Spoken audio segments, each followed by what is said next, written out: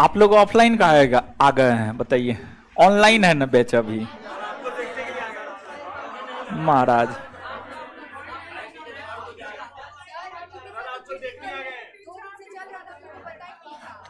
किसी को नहीं बुलाए हैं, जैसे आप आए हैं वैसे ही सब आया है, जैसे आप आ जाए हैं ऐसे ही सब आया है। किसी अब जो आ जाता है, नहीं नहीं नहीं, नहीं ऐसा चीटिंग।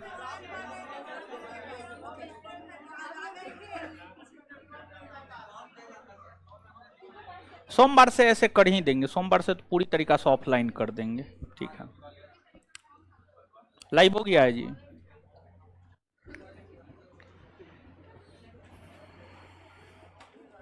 बैठिए,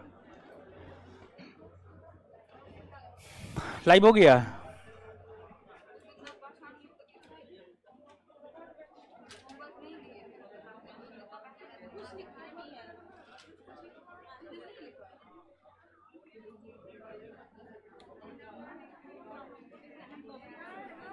वीडियो चल रहा है। शुभम कुमार गौतम जी, क्या हुआ आपको बताइए, क्या प्रॉब्लम है शुभम कुमार गौतम जी?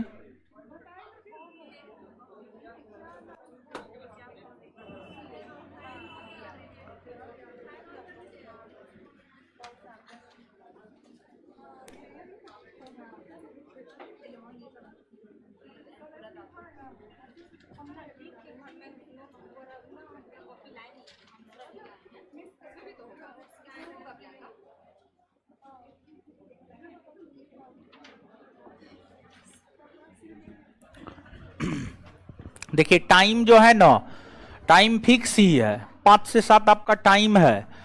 और बैच जो है ऑनलाइन ऑफलाइन दोनों है, तो बैच ऑनलाइन ऑफलाइन दोनों है, तो इसमें जो है इससे पहले भी बैच है, इसके बाद भी बैच है, इसलिए टाइम में जो है थोड़ा सा फ्लैक्चुएशन होगा। कभी 5:05 में क्लास शुरू होगा, कभी 5:15 में, कभी 5:20 में, यानी 5 और 5:30 के बीच में जो है क्लास स्टार्ट हो जाएगा। इतना बात आप ध्यान में रखिए। अब 100% कहिएगा कि 5:15 में, तो 5:15 में ही। बैच सिर्फ ऑनलाइन नहीं है, अगर बैच सिर्फ ऑनलाइन होता तो फिर जो है 5:15 का मतलब 5:15 हो जाता है। कभी कभी तो ऐसा होता है, हमको भीड़ इतना रहता है कि हमको चढ़ने में 20 मिनट लग जाता है, समझ गए? तो इसलिए जो है, यानी आप दिमाग में ये रखिए कि 5 और 5:20, ठीक है, या 5:30, 5 और 5:30 के बीच में जो है क्लास कभी भी स्टार्ट हो सकता है। हम लोग प्रयास करेंगे जितना जल्दी प्रारंभ हो उतना ज्यादा बेटर है, उतना ज्यादा पढ़ा पाएंगे। और बहुत कुछ सोच रहे हैं, ठीक है, आपको बेहतर से बेहतर सुविधा हम देंगे। आप थोड़ा दिन जो है कष्ट कीजिए, और सोमवार से तो, यानी आज कौन दिन है? फ्राइडे है। सोमवार से पूरी तरीका से ऑफलाइन कर देंगे, ठीक है। हाँ, टेस्ट होगा, टेस्ट का होगा, कल टेस्ट होगा, ठीक है, टेस्ट होगा, सब चीज होगा। सोमवार से पूरी तरीका से ऑफलाइन कर देंगे। अभी तो ये बैच जो है ऑनलाइन चल रहा है, लेकिन कुछ लोग जो आ गए हैं उनको लौटाना सही नहीं लगता है, तो इसी वजह से जो है कुछ लोग बैठे हुए हैं। लेकिन बैच मूल तौर पर जो है अभी ऑनलाइन ही चल रहा है, कल भी ऑनलाइन ही चलेगा, और आगे हम आपको सूचना दे देंगे क्या है कैसे है, ठीक है। अब आइए, जहां तक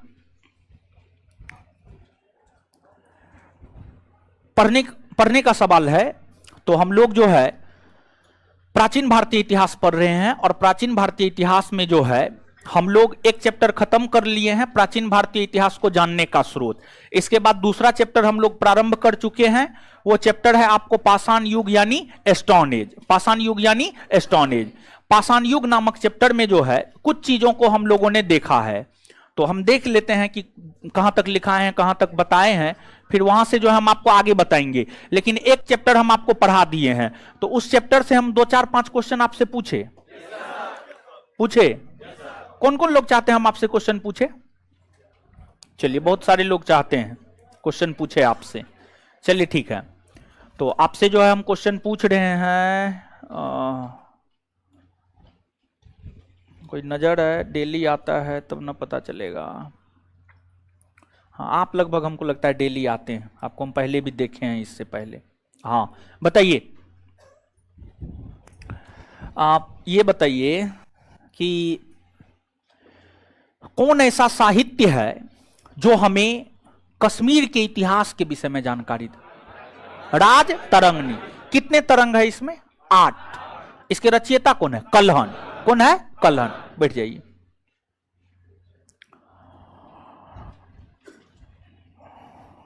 इधर आप भी हाथ खड़ा किए तो खड़ा हो जाइए। हाँ, बताइए बताइए आप कि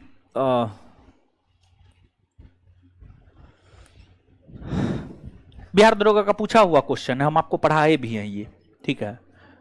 दूसरा दिन है, बैठ जाइए, आप भी रेगुलर हैं।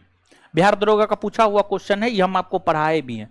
कथा सरित सागर की रचयिता सोमदेव। बृहद कथा मंजरी क्षेमेंद्र। बैठ जाइए। आगे आगे उधर, हाँ खड़ा होइए। हाँ बताइए,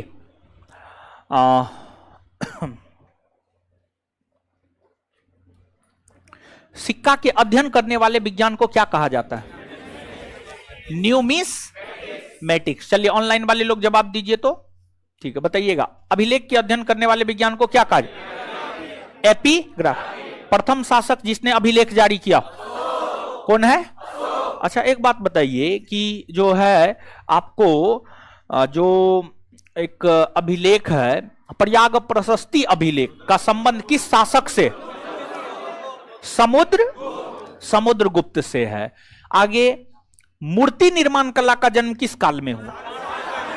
कुषाण काल में। और मंदिर निर्माण कला का गुप्त काल में। मूर्ति निर्माण कला का जन्म गुप्त काल में। चलिए ठीक है। गुप्त काल का सबसे प्रसिद्ध मूर्ति कौन है? देवगढ़ का दशावतार मंदिर। देवगढ़ का दशावतार मंदिर। और इसके बाद आगे बताइएगा कि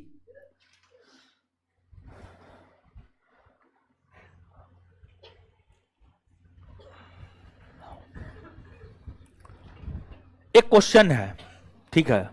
क्वेश्चन हम लिखते हैं, उसका उत्तर आप लोग दीजिएगा। देखते हैं आप लोग जवाब दे। ऑनलाइन वाले लोग सब लोग जवाब दीजिएगा। और काफी अच्छा क्वेश्चन है, पूछा गया भी है और आगे भी पूछा जाएगा। निम्न में से किसने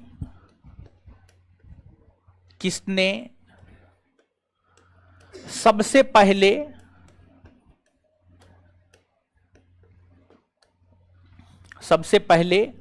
भारत की यात्रा की? भारत की यात्रा की। ऑप्शन देंगे महाराज तब ना। ये सब क्वेश्चन ऑप्शन के ऊपर डील करना होता है। आप लोग तो इतना टिकटॉकिया हो गए हैं ना, बताइए। अजीब हाल है, अभी ऑप्शन दिए नहीं। लीजिए सबसे पहले वैन सॉन्गे लिख देते हैं, लेते रहिए अब आप।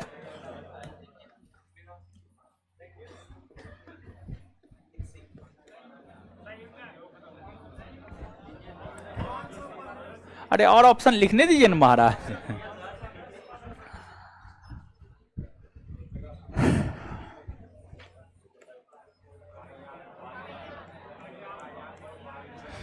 हर बार ऑप्शन चेंज होते जा रहा है आप लोग का।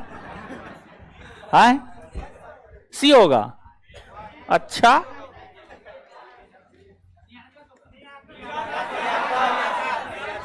क्या होगा? निर्याकस होगा ना? हाँ ठीक है, ठीक। निर्याकस होगा,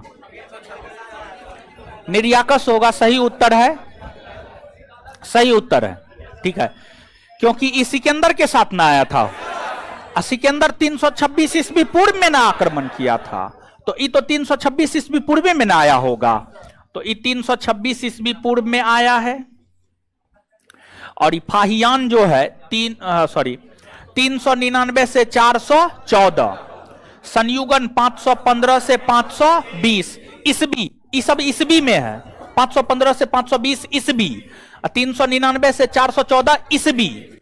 और वेनसोंग जो है आपको 629 से 645, 629 से 645 ईस्वी है, ईस्वी है।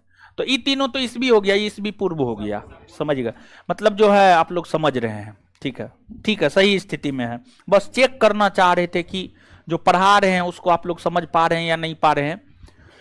तो थोड़ा सा कॉपी दीजिए। तो पिछले क्लास में जो लिखा है हम वही लिखे हैं, अपने मन से नहीं ना। नहीं तो बहुत विद्यार्थी को देखते हैं अपने मन से भी लिखता है।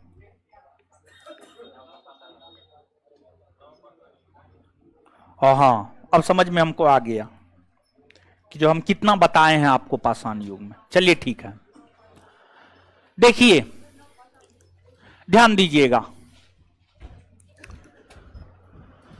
हम लोग प्राचीन भारतीय इतिहास के अंतर्गत दूसरा चैप्टर पढ़ना प्रारंभ कर दिए हैं और ये दोनों चैप्टर का ऑब्जेक्टिव हम एक साथ करवाएंगे आपको। ठीक है, ये दोनों चैप्टर का ऑब्जेक्टिव मेरे दिमाग में है। ठीक है, जैसे बिहार दरोगा सेकेंड बैच में जो है ज्योग्राफी चैप्टर वाइज पढ़ाते जा रहे हैं, ऑब्जेक्टिव करवाते जा रहे हैं, क्वेश्चन बैंक से अवगत करवाते जा रहे हैं। जानते हैं 2 घंटा अगर सही से क्लास हो ना, बहुत कुछ करवा सकते। 2 घंटा बहुत होता है, लेकिन भीड़ भाड़ के कारण जो है 2 घंटा क्लास नहीं हो पाता है, जिस वजह से कुछ करवा पाते कुछ नहीं करवा पाते। लेकिन ये तो मेरा प्रॉब्लम है, आप लोग तो आ ही जाते हैं समय से। तो हम आपसे बस 1 माह का समय मांग रहे हैं। 1 माह जो है हम आपको सिर्फ 1.5 घंटा पढ़ाएंगे और 1 माह के बाद जो है हम आपको सीधा 3 घंटा क्लास को करेंगे। 3 घंटा क्लास को करेंगे, उसमें 3 घंटा में बहुत कुछ हो सकता है। ठीक है, तो आप लोग एकदम पैनिक नहीं होइएगा और देखते हैं आगे सब चीज करेंगे। बस आप लोग धैर्य बना करके रखिए। थोड़ा सा दिक्कत है और समय का सबसे बड़ा खासियत यही है कि समय अच्छा हो या खराब हो, समय गुजर जाता है, समझे। तो थोड़ा बेहतर करने का प्रयास हम कर रहे हैं, आपको बेहतर सुविधा देने का प्रयास कर रहे हैं। अभी आपको थोड़ा दिक्कतों का सामना करना पड़ रहा है आने में, पढ़ने में, तो इस दिक्कत से जो हम आपको निजात दिलवाएंगे और बहुत जल्दी दिलवाएंगे। हम काम कर रहे हैं। अभी हम स्पष्टता पूर्वक कुछ नहीं बोलेंगे, लेकिन हम आपको इतना भरोसा दे सकते हैं कि अभी जो आने जाने में आपको कष्ट होता है ना, इस कष्ट से हम आपको निजात दिलवा देंगे। ठीक है, आने वाले 1 माह के भीतर आपको कोई प्रॉब्लम नहीं होगा, आने जाने में किसी भी चीज में कोई प्रॉब्लम नहीं होगा। और एक बात और यहां पर ही हम आपको बता देते हैं, फिर हम आपको पढ़ाएंगे नहीं तो फिर भूल जाएंगे। देखिए, ये आपका बिहार दरोगा तीसरा बैच है। ठीक है, बिहार दरोगा का 2 बैच पहले से चल रहा है। तो वो दोनों बैच में 5-5 टेस्ट हम ले लिए हैं, full length test. Full length test देखिए, मेरा अपना ऐसा मानना है कि हमको जो बनना है उसको लेकर के उस काम पे हमें फोकस करना है। तो मतलब आपको दरोगा बनना है, तो दरोगा बनना है, तो दरोगा बनना इतना आसान थोड़े है। 10 लाख लोग में 2000 से 2500 का फाइनल रिजल्ट होता है। तो 10 लाख में 2000 से 2500 में आना आसान चीज थोड़े है जी, नहीं है, आसान चीज नहीं है। लेकिन एक सलीका से मेहनत कीजिएगा तो आसान भी है। तो मेरा अपना मानना है कि हम जो लक्ष्य बनाए हैं अपने जीवन में, दरोगा का परीक्षा पास करना है हमारा लक्ष्य है, आपका लक्ष्य है, हमारा मतलब आपका लक्ष्य है। तो कम से कम सप्ताह में 1 दिन, अभी जब तक नोटिफिकेशन नहीं आता है तब तक की बात कर रहे हैं, कम से कम सप्ताह में 1 दिन 100, कम से कम 100 वैसे प्रश्नों को देखें जो बिहार दरोगा में आने की संभावना है। जिस प्रकार का प्रश्न बिहार दरोगा परीक्षा में आने की संभावना है, मतलब हम बात कर रहे हैं फुल लेंथ टेस्ट की। फुल लेंथ टेस्ट की बात कर रहे हैं, फुल लेंथ टेस्ट की बात कर रहे हैं। मतलब जैसे बिहार दरोगा प्रीलिम्स परीक्षा में आपको 100 प्रश्न पूछा जाएगा, कुछ इतिहास से रहेगा, कुछ भूगोल से रहेगा, कुछ नागरिक शास्त्र से रहेगा, कुछ ज्योग्राफी, कुछ जो है आपको फिजिक्स से रहेगा, केमिस्ट्री से, बायोलॉजी से, करेंट से, इकोनॉमिक्स से, फिर जो है आपको मैथ, रीजनिंग से, खेल से, हर चीज से रहेगा।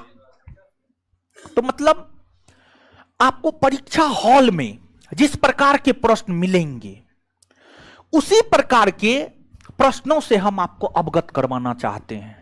प्रत्येक सप्ताह कम से कम एक टेस्ट। आपका बैच जब शुरू हुआ है, 2 तारीख से बैच शुरू हुआ है, हमको अभी तक हमको पता है कि बैच प्रॉपर वे में नहीं चला है, लेकिन आप विश्वास रखें कि प्रॉपर वे में भी बैच डेली चलेगा, ठीक है।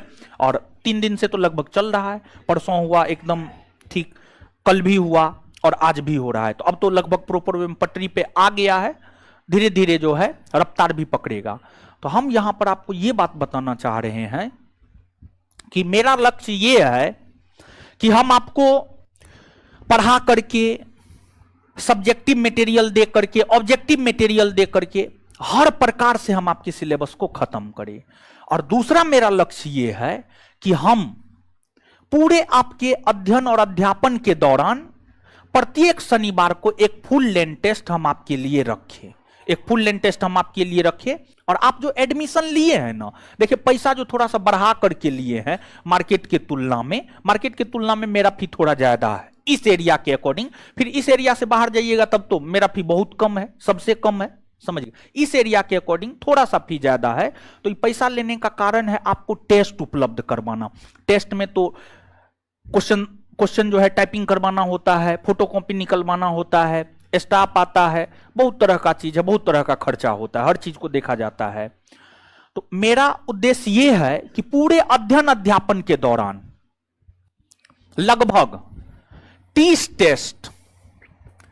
टेस्ट विथ डिस्कशन से आपको अवगत कराएं। 30 टेस्ट विथ डिस्कशन से आपको अवगत करवाएं। और जैसे प्रैक्टिस बुक होता है ना, बुक में डिस्कशन लिखा हुआ होता है, वैसे ही हम आपको टेस्ट लेंगे और उसके डिस्कशन का पीडीएफ जो है टेस्ट होने के ठीक बाद हम आपको सौंप देंगे। आप घर पे जाकर के उसको पढ़िएगा। ये टेस्ट शनिवार को होगा, पूरे रविवार का समय मिलेगा। रविवार को पूरे 100 क्वेश्चन के डिस्कशन को रट जाना है। और जब आप सोमवार को क्लास आइएगा तो मेरा सोमवार को आपके बैच में होगा तो हम सोमवार को पूछ देंगे, या मंगलवार को आपके बैच में मेरा क्लास होगा तो हम मंगलवार को पूछ देंगे। तो मतलब टेस्ट विद डिस्कशन के माध्यम से भी जो है हम आपके पूरे सिलेबस को कवर करना चाहते हैं। जैसे मार्केट में कोई भी पब्लिकेशन 5 बुक निकाल दे प्रैक्टिस बुक, और 5 बुक पर मेरा एक प्रैक्टिस बुक भारी पड़ता है, क्योंकि एक ही प्रैक्टिस बुक में हम पूरे सिलेबस को कवर करने का प्रयास करते हैं क्वेश्चन और डिस्कशन के माध्यम से। तो इस 30 टेस्ट के माध्यम से पूरे जीएस के सिलेबस को हम कवर करेंगे, पूरे जीएस के सिलेबस को जो हम कवर करेंगे, और इसको भी जो है आपको लेकर के चलना है। तो हम सोच रहे थे कि पहला बैच दूसरा बैच का अलग टेस्ट ले, आपका अलग टेस्ट ले। तो उसमें हम देख पा रहे हैं कि हम क्वेश्चन सेट करने में और जो है डिस्कशन लिखने में समर्थ नहीं हो पा रहे हैं। पहले तो हम ट्राई किए लेकिन हम समर्थ नहीं हो पाए। यानी अभी तक सोचिए कि सोमवार को तो थोड़ा बहुत झगड़ा इधर उधर हो गया था, मंगलवार को काम नहीं कर पाए, बुधवार को काम किए हैं, बृहस्पतिवार को काम किए हैं और आज काम किए हैं। तब जाकर के जो है एक सेट पूरा का पूरा क्वेश्चन विद डिस्कशन तैयार हुआ है। तो काफी टाइम लगता है इन चीजों में, क्वेश्चन बनाने में। और क्वेश्चन ऐसा नहीं है कि घटना चक्र से उठा करके डाल दिए, परीक्षा बानी से उठा के डाल दिए, कहीं से भी उठा के डाल दिए, लुसेंट ऑब्जेक्टिव से लुसेंट से डाल दिए, नहीं। क्वेश्चन क्रिएट करते हैं, क्वेश्चन बनाते हैं। आप देखिए, कुछ तो प्रीवियस ईयर देना अच्छी बात है, लेकिन बहुत सारा क्वेश्चन जो हम क्रिएट करते हैं, समझिए अपने से बनाते हैं, तो इन चीजों में जो है आपको टाइम लगता है। तो इसलिए तीनों बैच का टेस्ट एक साथ कर रहे हैं, तीनों बैच का टेस्ट एक साथ कर रहे हैं। और टेस्ट में उसी को एलो दिया जाएगा जिसका एडमिशन है, बैली बच्चा को जो है एलो नहीं दिया जाएगा।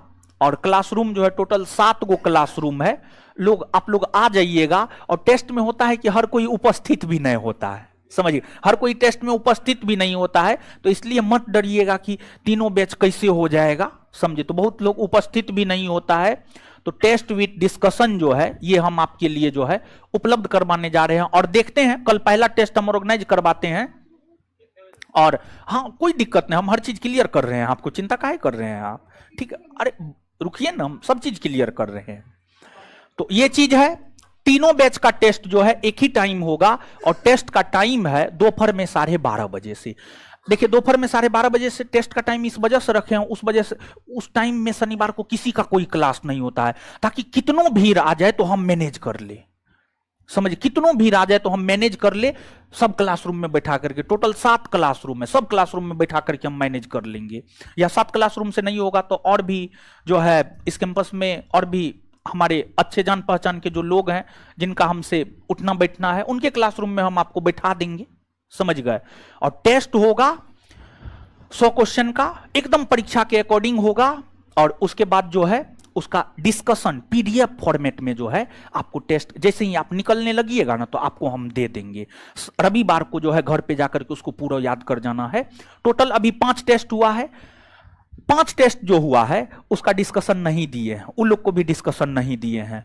ये सब घटना होने के बाद जो है ना ये सब सोचे हैं। देखिए घटना का कारण जो है बिहार दरोगा बैच है, सबको सब आंख पे चढ़ा लिया है कि कैसे वैकेंसी आने से पहले। देखिए होता क्या है कि जब वैकेंसी आता है तब लोग बेच देता है, लेकिन हम वैकेंसी आने से पहले सबसे पहले बिहार दरोगा बैच हम ही दिए। उसके बाद मार्केट में अब सब लोग बिहार दरोगा बैच बनाना शुरू कर दिया है। सबको लग रहा है कि 3 गो बैच कैसे बना लिया, तीसरा बैच में भी वही हाल है जो पहला बैच में हाल था, मतलब जो भीड़ था वही भीड़ है। आगे तो 5-10 गो 15 गो बैच बना लेगा। सबको ये सब बात बहुत तरह का चीज है, समझ गए।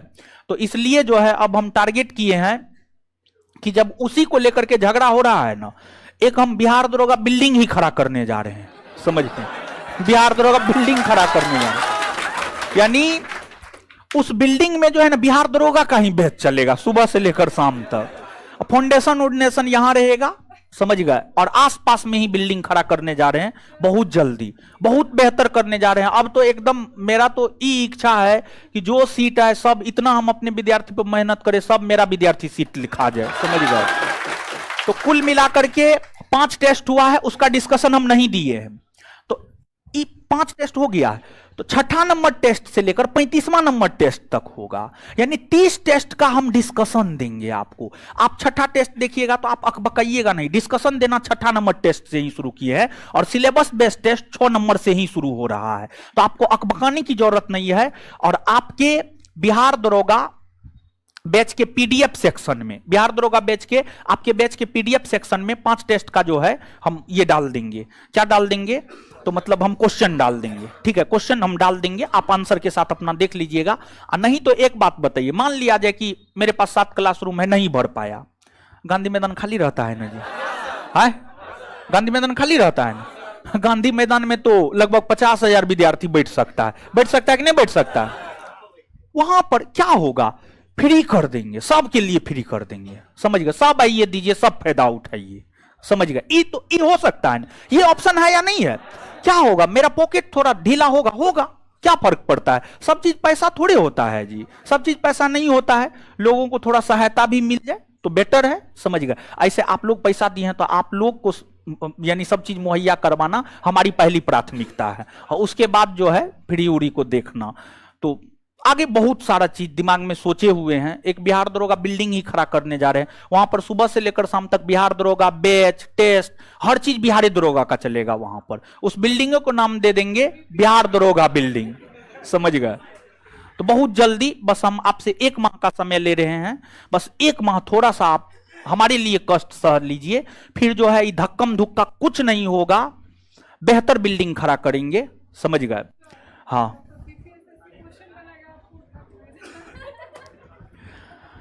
चलिए, तो जो है 12:30 बजे, सॉरी 12:30 बजे सीए टेस्ट है, 12:30 बजे सीए टेस्ट है।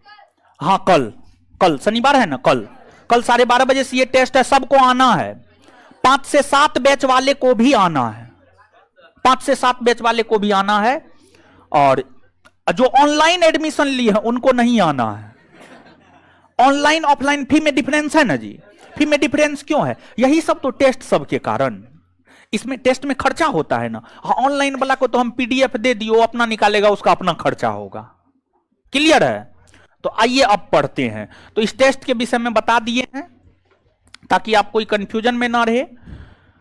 और कल से जो है ये भी, यानी पढ़ाने के लिए तो हम लोग 2 सब्जेक्ट में पढ़ाएंगे हो, लेकिन इस टेस्ट के माध्यम से जो है प्रत्येक सप्ताह आपके हर सब्जेक्ट का रिवीजन होगा। मैथ रीजनिंग का भी, मैथ का 3 क्वेश्चन दे रहे हैं, रीजनिंग का 2 क्वेश्चन दे रहे हैं, करंट का भी लगभग 15 क्वेश्चन दिए हैं, करंट का, हाँ 15 क्वेश्चन दिए हैं करंट का सॉल्यूशन के साथ।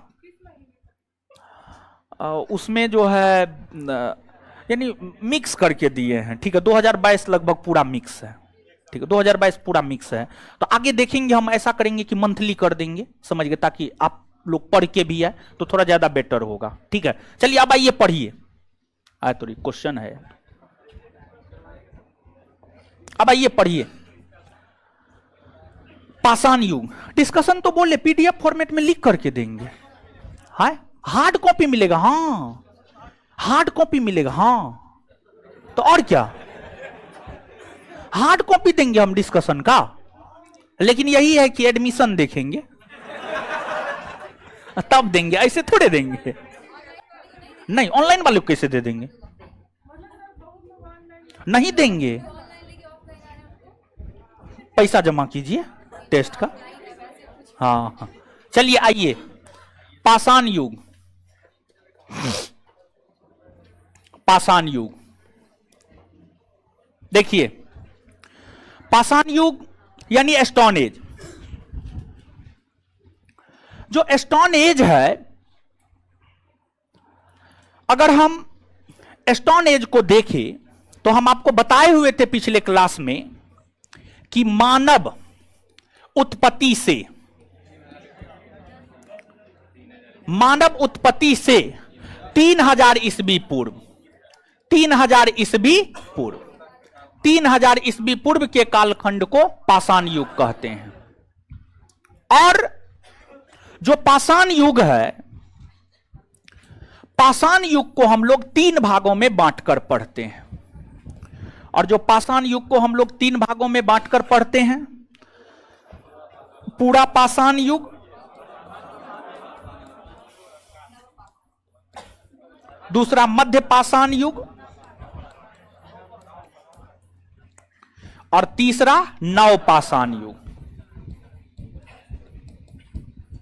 तीसरा नव पाषाण युग, ठीक है, तीसरा नव पाषाण युग। पूरा पाषाण युग मानव उत्पत्ति से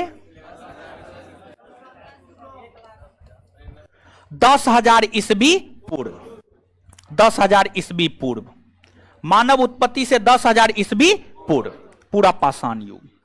मध्य पाषाण युग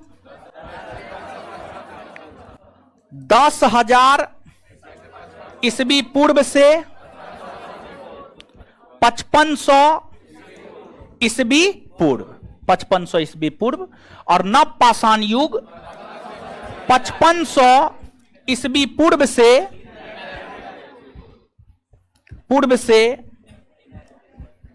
3000 ईस्वी पूर्व, 3000 ईस्वी पूर्व। यह सब बात पिछले क्लास में हम आपको क्लियर किए हुए थे। और साथ ही साथ यह भी बात हम आपको बताए हुए थे, पूरा पाषाण युग,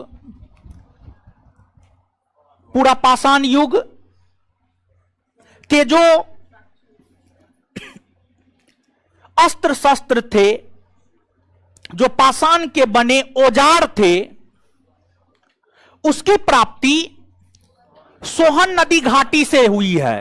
और सोहन नदी सिंधु की सहायक नदी है, सिंधु की सहायक नदी है, जिस वजह से पूरा पाषाण युग को सोहन नदी घाटी संस्कृति कहते हैं, सोहन नदी घाटी संस्कृति कहते हैं, सोहन नदी घाटी संस्कृति कहते हैं।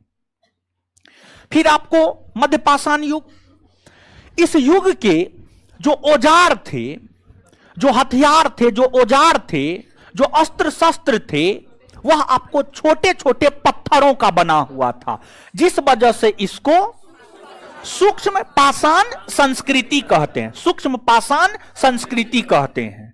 और नव पाषाण, जो पत्थर के उपकरण होते थे उस पर पॉलिश किया जाने लगा, जिस वजह से इसे पॉलिश्ड उपकरण संस्कृति कहते हैं। और बिहार दरोगा परीक्षा में यही प्रश्न पूछा गया था, निम्न में से किस कालखंड को पॉलिश्ड उपकरण संस्कृति कहते हैं? तो इसका उत्तर होता नव पाषाण युग। अब यहां पर समझिएगा, अगर हम मानव की बात करें तो हम आपको पहले भी मानव के विषय में समझाए थे। अगर मानव की बात की जाए, अरे उधर ताला मारिए तो उसमें, ठीक है ताला मारिए उसमें,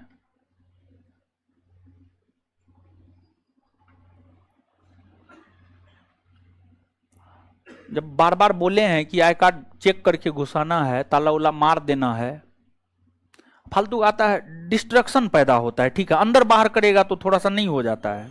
ठीक है, वो आकर के बैठ के पढ़े, हमको कोई दिक्कत नहीं है उससे। ठीक है, एक बार आया फिर गया, फिर आया फिर गया, समझे? तो इससे डिस्ट्रक्शन पैदा होता है, कंसंट्रेशन नहीं बन पाता है, और कंसंट्रेशन नहीं बन पाएगा तो फिर जितना देना होगा उतना नहीं दे पाएंगे। चलिए अब सुनिएगा आप। मानव नंगा भूखा पैदा हुआ था, समझ गए? धीरे धीरे जैसे मानव सभ्य होता गया, वैसे वैसे मानव कपड़ा पहनना शुरू किया, सही ढंग से खाना बनाना शुरू किया, खाना खाना शुरू किया। धीरे धीरे मानव का विकास हुआ हर क्षेत्र में।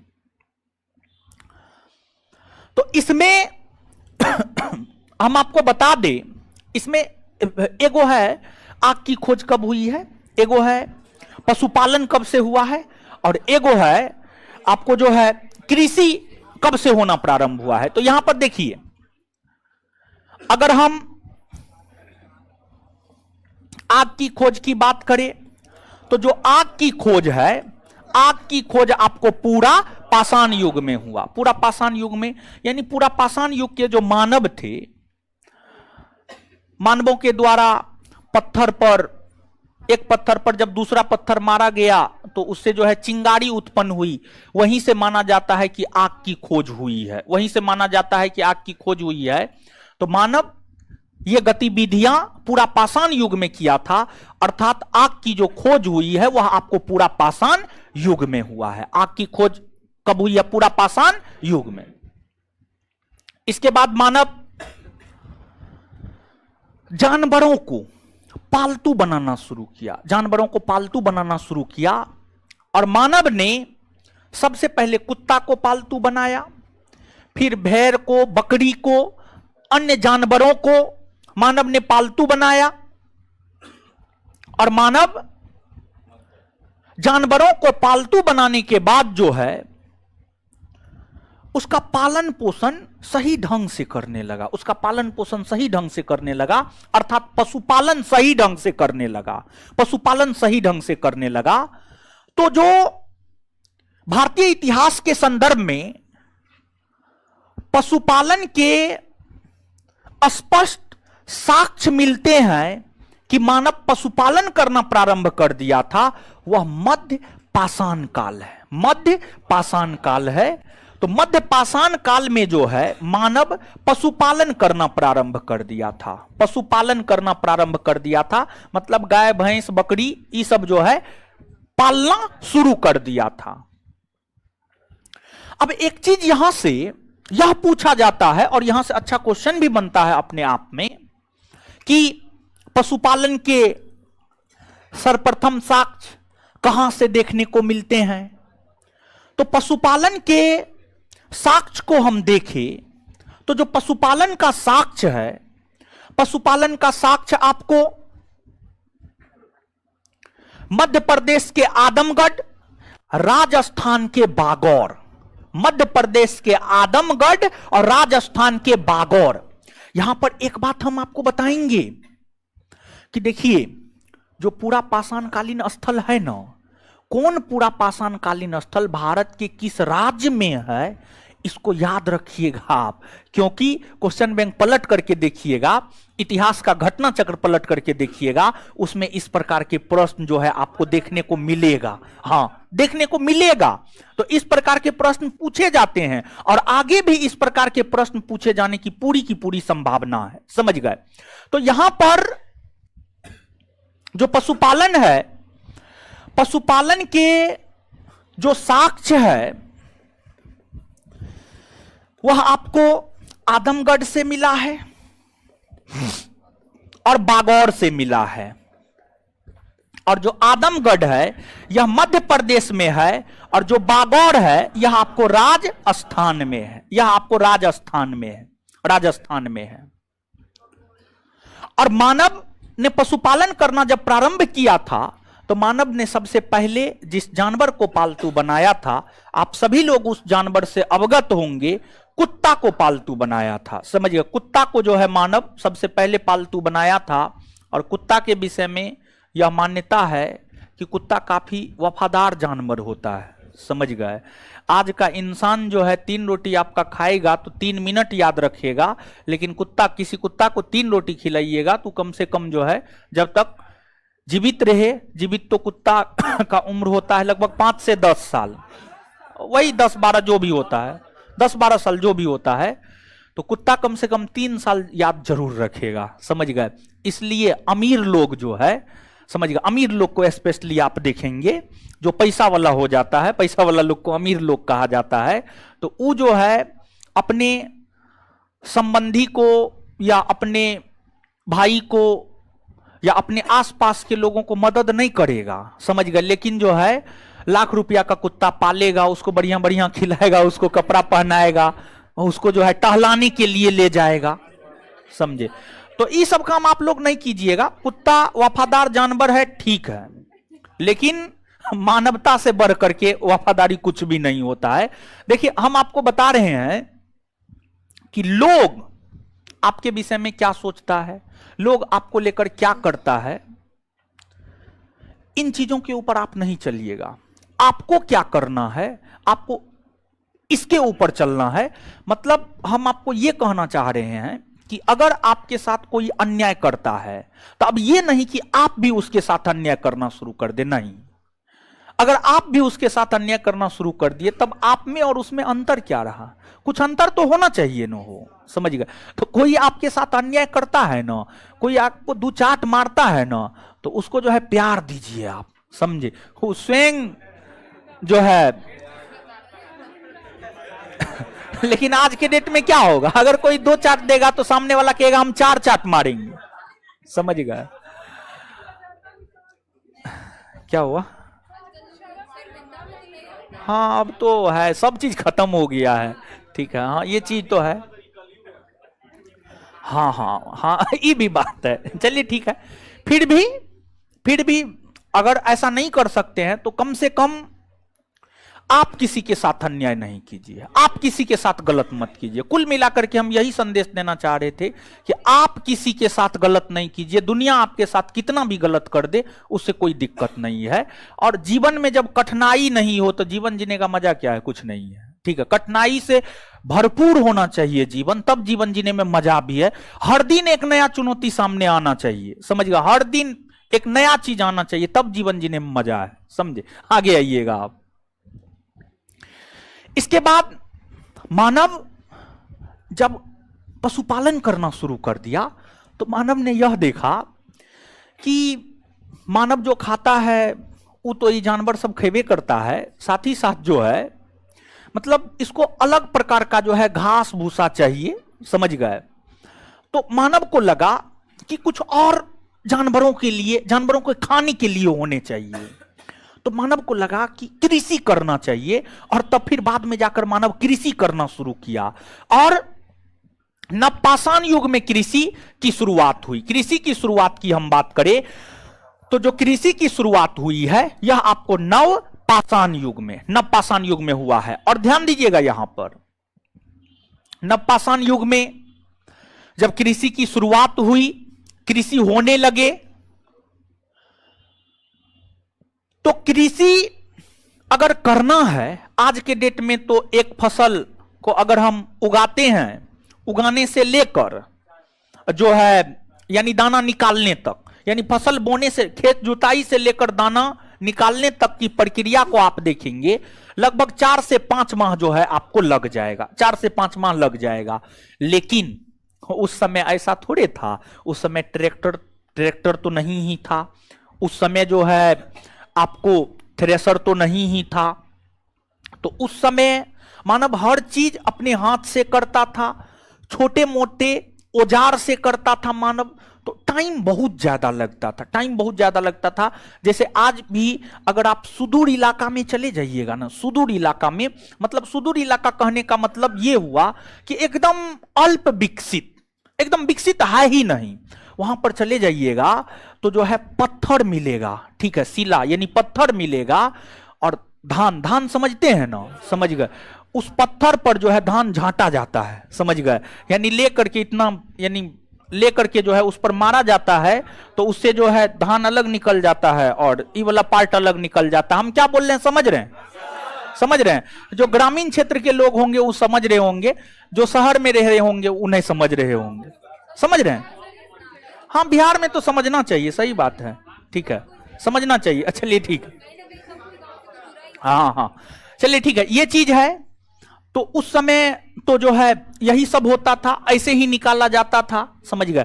फिर जो है कुछ फसल को आप देखेंगे कि एक जगह एकत्रित कर दिया जाता है, पेड़ से जो है उस पर ये रगड़ा जाता है, और कुछ फसल तो ऐसे होते हैं जिसको एक जगह एकत्रित कर दिया जाता है और खुट्टा में जो है बैल बांध दिया जाता है और उसको घुमाया जाता है, समझ गए। तो ये सब चीज होता है ना, हो, हाँ, ये सब चीज होता है। चलिए अब सुनिए, यहां पे किए हुए भी हैं। अरे वाह, चलिए, नवपाषाण युग। तो नवपाषाण युग में जो है मानव कृषि करना शुरू किया, और जो कृषि है, अब आप कृषि कीजिएगा, और आज के डेट में तो 4 से 5 माह, उस समय 4 से 5 माह में फसल उग जाता होगा, नहीं, साल लगता था, कभी कभी 2 साल भी लग जाता था एक फसल के उत्पादन करने में, यानी 1 साल से ज्यादा, 1 साल और 2 साल के बीच में, ठीक है, 1 साल 2 साल के बीच। अब आप स्वयं सोचिए, हमको फसल उगाना है और फसल उगने में लगभग 2 साल लग जाता है, तब वो 2 साल तक वो फसल के नजदीक में अस्थायी तौर पर रहेंगे तब ना फसल उत्पादन होगा, नहीं तो उस समय तो जानवर सब खुले घूमता था, और खुले घूमता था तो जानवर उस फसल को खा जाता या नहीं खा जाता, खा जाता। तो इसी काल में, यानी नवपाषाण युग में, जब मानव कृषि करना शुरू किया, तो कृषि करने के साथ साथ इसी युग में मानव में अस्थायित्व का विकास हुआ, अस्थायित्व का विकास हुआ, यानी मानव जो है अब एक जगह रहने लगे, एक जगह रहने लगे। अब जब मानव एक जगह रहने लगे तो मानव को अलग अलग वस्तुओं की आवश्यकता होने लगी, खाना बनाने के लिए बर्तन की आवश्यकता मानव महसूस करने लगे, तो कुछ मानव जो है अपना कलाकारी करने लगे। और जैसे अभी आप ही लोग हैं, हर किसी का अलग अलग रुचि होगा, किसी को खाना पसंद होगा, किसी को मूवी देखना पसंद होगा, किसी को घूमना पसंद होगा, किसी को किताब पढ़ना पसंद होगा, किसी को संगीत सुनना पसंद होगा।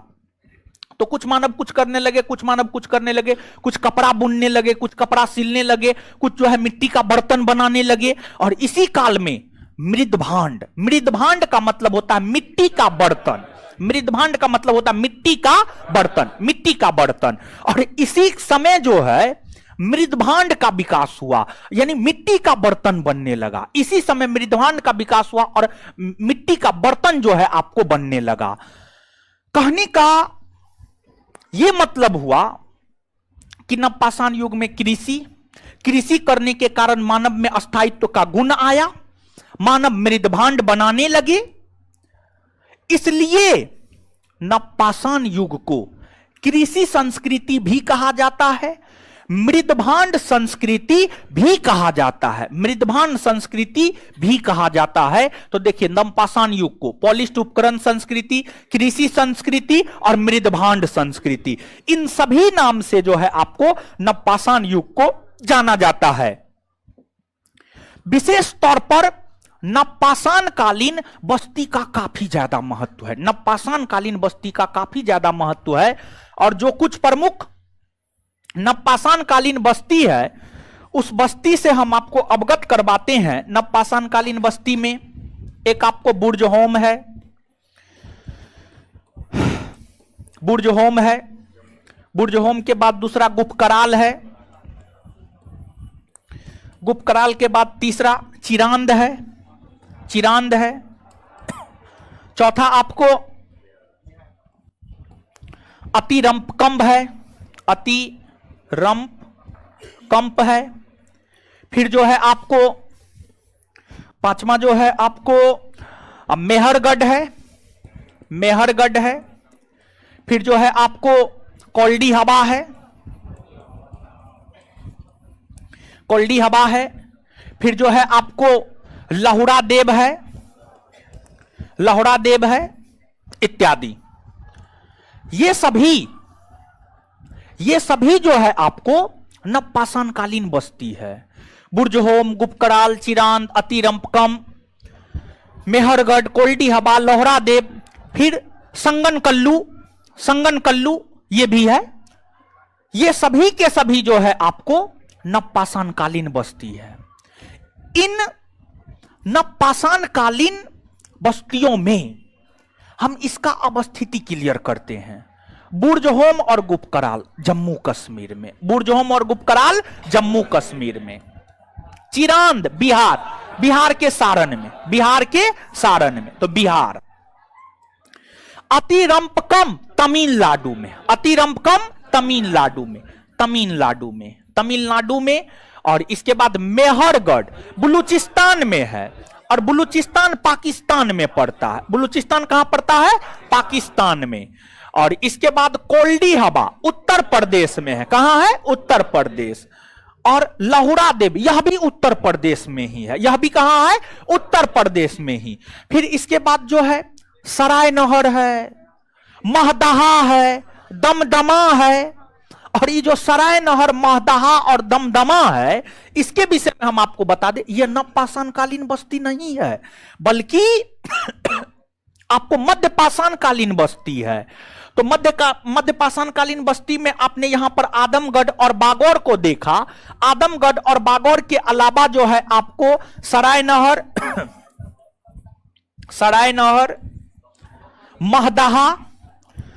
महदहा और इसके बाद दमदमा, समझ गए, दमदमा। ये सभी मध्यपाषाणकालीन बस्ती है। और ये सभी जो मध्यपाषाणकालीन बस्ती है, ये सब उत्तर प्रदेश में है। समझ गए, सब उत्तर प्रदेश में। टोटल के टोटल बस्ती जो है आपको कहां है? उत्तर प्रदेश में। लोथल गुजरात में है। वो पाषाण युग स्थल थोड़े है, वो तो हड़प्पा कालीन स्थल है, वो हड़प्पा कालीन स्थल है। ठीक है, हड़प्पा गुजरात में है वो। चलिए आइएगा आप यहां पे। तो भारत का मानचित्र आप लोग जानते हैं ना? हो आज तो मानचित्र कहां है? हाँ, कौन राज्य कहां है जानते हैं ना? अच्छा, ई क्या है? वो लद्दाख है ना? हाँ, ई क्या है? ई क्या है? हिमाचल प्रदेश। ई क्या है? उत्तराखंड। ई क्या है? पंजाब। ई क्या है? हरियाणा। ये क्या है? राजस्थान। ये क्या है? गुजरात, महाराष्ट्र, कर्नाटक, गोवा, केरल, तमिलनाडु, आंध्र प्रदेश, तेलंगाना, ओडिशा, छत्तीसगढ़, बिहार, झारखंड, सिक्किम, पश्चिम बंगाल, अरुणाचल प्रदेश, असम, मेघालय, नागालैंड, मणिपुर, मिजोरम, त्रिपुरा। क्लियर है? तो दिखा दिए। ठीक है, थोड़ा सा ज्यादा बेटर है वर्ल्ड वाला। अच्छा, उसमें जो है ना, देखिए मूल तौर, हाँ ज्योग्राफी तो पढ़ा रहे हैं, दूसरे बैच में पढ़ा रहे हैं, आपके बैच में नहीं पढ़ा रहे हैं। 3 से 5 वाला बैच में ज्योग्राफी पढ़ा रहे हैं, पढ़ाएंगे तो बता देंगे। ठीक है, यहां पर जितना का जरूरत है, यहां पर तो भारत का जरूरत है। ठीक है, तो यहां पर हम लोग देख लिए, भारत को देख लिए। अब यहां पे आप आइएगा, यहां पर कुछ चीज को हमें समझना है। देखिए, इन सभी स्थलों का काफी महत्व है, और मुख्य तौर पर जो प्रश्न आता है ना, इन स्थलों से संबंधित ही प्रश्न आता है। तो गौर से सुनिएगा। यहां पर अब बुर्जहोम जम्मू कश्मीर में स्थित एक नवपाषाणकालीन बस्ती है, और यहां से मृदभांड मिले हैं, मतलब मिट्टी के बर्तन मिले हैं। यहां से गर्ताबास मिले हैं, मतलब गड्ढा घर, गर्ताबास। देखिए, मृदभांड, मिट्टी के बर्तन को मृदभांड कहा जाता है। मिट्टी के बर्तन को क्या कहा जाता है? मृदभांड। गर्तावास, गड्ढा घर। क्या? गड्ढा घर। अब अभी तो ईंट है, सीमेंट है, छड़ है, बालू है, हम लोग बड़ा बड़ा बिल्डिंग बना देते हैं। उस समय थोड़े ईंट, सीमेंट, बालू, छड़ था कि जो है हम घर बना देते, और तकनीक था कि हम घर बना देते। नहीं, उस समय जो है मानव क्या करते थे? धरातल को खोद देता था, धरातल की खुदाई कर देता था। समझ गए? खुदाई कर देता था, यानी गड्ढा टाइप का बना लेता था, और उसी में मानव रहता था। तो जो गड्ढा घर होता था उसी को गर्ताबास कहते थे, उसी को गर्ताबास कहते थे। और उस गर्ताबास में मानव रहता भी था, और कहीं कई जगह ऐसे भी प्रमाण मिले हैं कि उस गर्ताबास में मानव को दफनाया भी जाता था। जम्मू कश्मीर में ही इस प्रकार के प्रमाण मिले हैं। गर्ताबास में मानव रहता भी था और उसी गर्ताबास में मानव को दफना भी दिया जाता था। तो जम्मू कश्मीर में जो बुर्ज होम और गुपकराल है, जम्मू कश्मीर में जो बुर्ज होम और गुपकराल है, इन दोनों नवपाषाण कालीन स्थलों से गर्ताबास के प्रमाण, मृत भांड के प्रमाण मिले हैं। साथ ही साथ इसमें जो बुर्ज होम है, बुर्ज होम से इस बात का प्रमाण मिला है कि मानव के साथ कुत्ता को भी दफनाया गया है। मानव के साथ कुत्ता, यानी अगर मालिक का निधन हुआ तो मालिक के निधन होने के बाद मालिक का जो कुत्ता था, उस कुत्ता को भी मालिक के साथ ही दफना दिया जाता था। ऐसा नहीं कि मार करके दफना दिया जाता था, नहीं। यानी कहने का मतलब यह है कि जैसे गांव घर में आप देखेंगे कि आपके दादाजी का अगर निधन हुआ, पहले हो गया, तो दादाजी को जहां दफनाया जाता है वहीं पर बाद में 5 बरस के बाद दादी का निधन हुआ तो उसको भी वहीं पे जाके नहीं दफना दिया जाता है।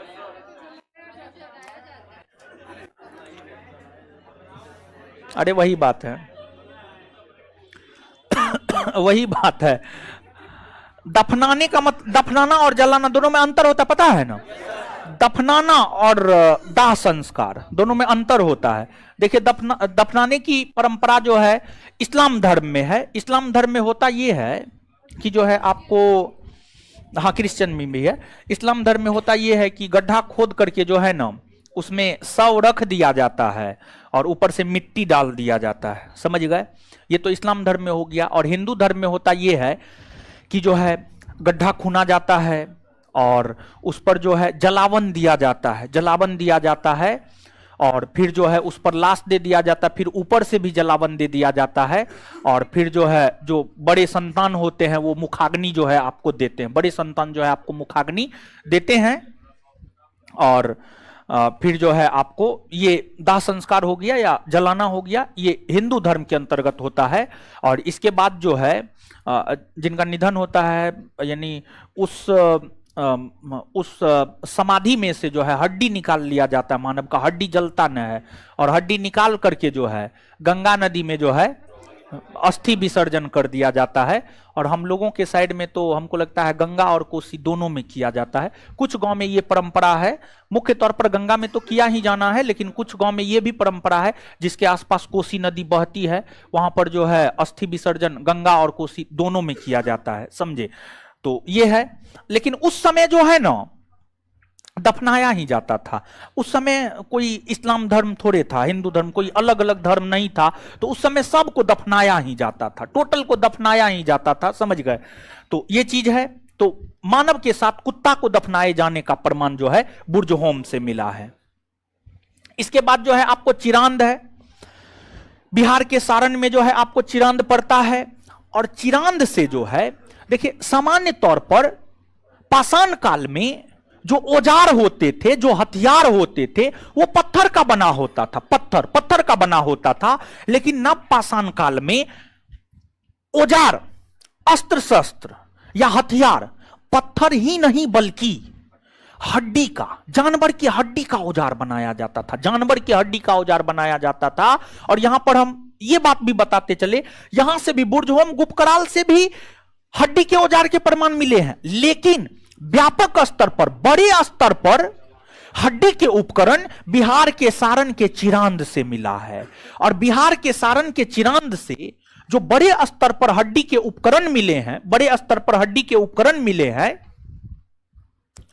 उस हड्डी के विषय में पता किया गया कि यह हड्डी जो है किस जानवर का है। तो पता यह चला कि हिरन का सींग है, हिरन का सींग, हिरन का सींग, हिरन के सींग से जो है आपको औजार बनाए जाते थे। तो यह बात है। फिर अतिरंभकंभ है। अगर हम मानव को देखे तो मानव के द्वारा जो है सर्वप्रथम धातु के तौर पर तांबा का प्रयोग किया गया था। धातु के तौर पर तांबा, धातु के तौर पर मानव ने सबसे पहले तांबा का प्रयोग किया, तांबा का प्रयोग किया। तो जो तांबा था तांबा से कुल्हाड़ी बनाया गया था। कुल्हाड़ी समझते हैं ना, काटने वाला, ठीक है, काटने वाला कुल्हाड़ी बनाया गया था। तांबा से जो है आपको कुल्हाड़ी बनाया गया था, और तांबा का कुल्हाड़ी ही अतिरम्कम से प्राप्त हुआ है। तांबा का कुल्हाड़ी, तांबा का कुल्हाड़ी कहां से प्राप्त हुआ? अतिरम्कम। फिर आपको मेहरगढ़ है।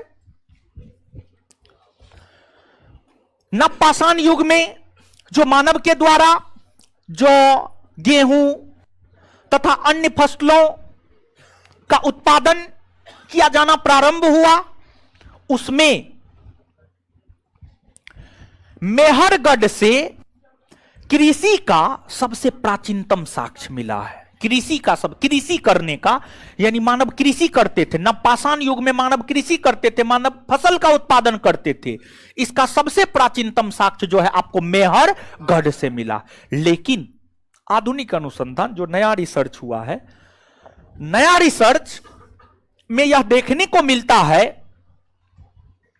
कि मेहरगढ़ से जो कृषि के साक्ष्य मिले थे, उससे भी कृषि के पुराना साक्ष्य उत्तर प्रदेश के लोहरादेव से मिला है। उत्तर प्रदेश के लोहरादेव से मिला है।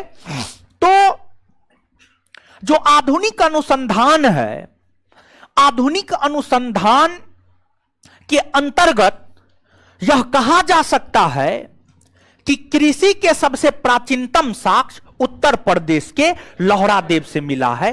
अब देखिए, यहां पर एक बात हम आपको क्लियर करना चाहते हैं। क्लियर ये हम करना चाहते हैं कि देखिएगा क्वेश्चन, कृषि के सबसे प्राचीनतम साक्ष्य मिले हैं, साक्ष्य मिले हैं, कृषि के सबसे प्राचीनतम साक्ष्य मिले हैं। ऑप्शन बुर्जहोम, संगनकल्लू। संगनकल्लू कर्नाटक में है, ये भी नवपाषाण कालीन बस्ती है, संगनकल्लू, ठीक है। बुर्जहोम, संगनकल्लू, संगनकल्लू। तीसरा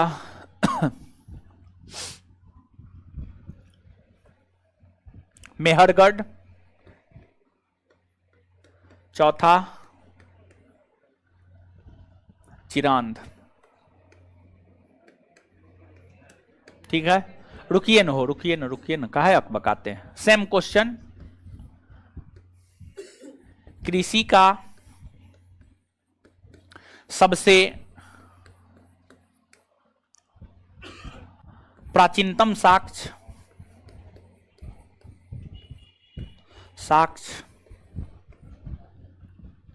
मिला है, कृषि का सबसे प्राचीनतम साक्ष्य मिला है। ऑप्शन मेहरगढ़,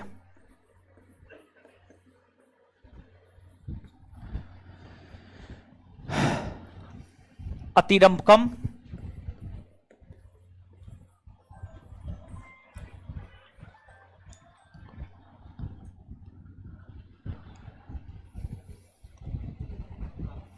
महदहा,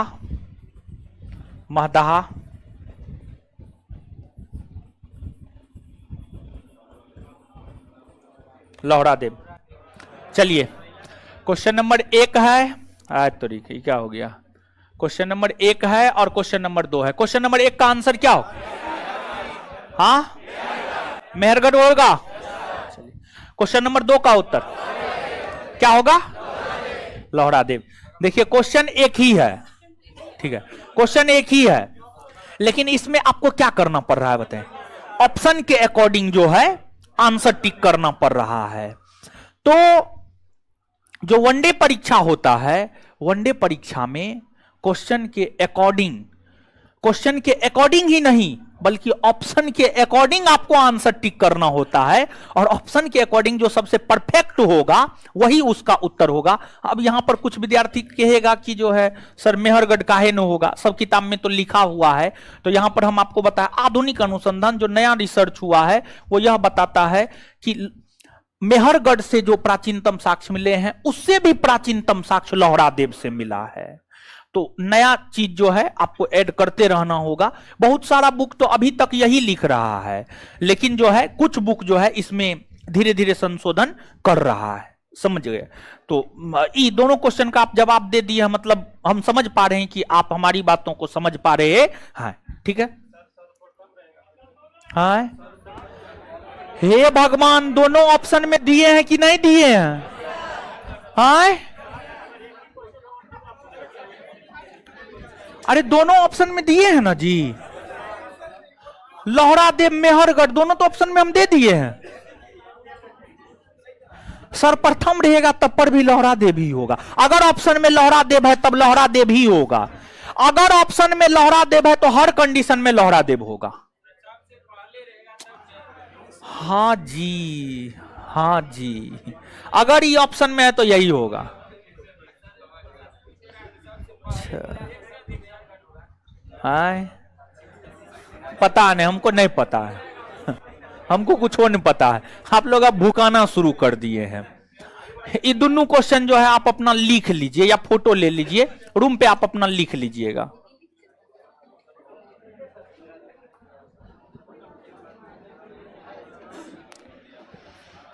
हाँ, सर दरोगा का डिस्कशन क्लास कब से होगा? क्या डिस्कशन क्लास, आप बोलना क्या चाह रहे हैं? विशाल कुशवाहा जी, आंख खराब हो गया है। दोनों ऑप्शन में हम नहीं दिए हुए हैं, बताइए।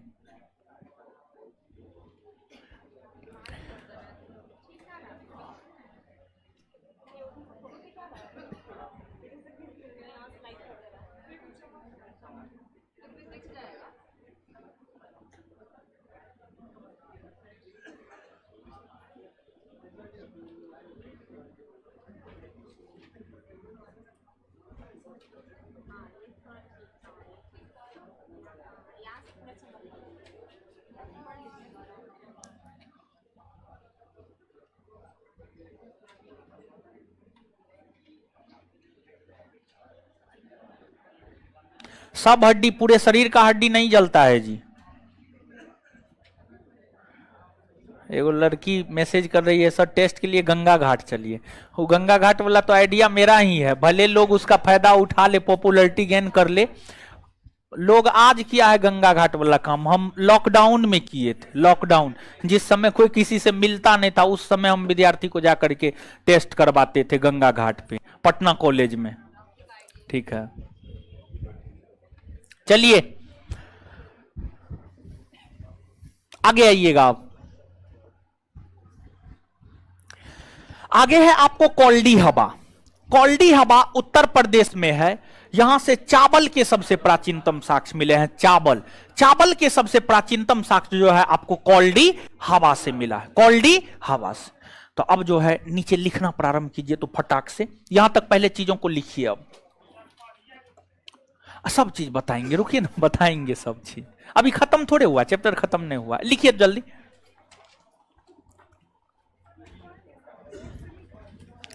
लिखिएगा।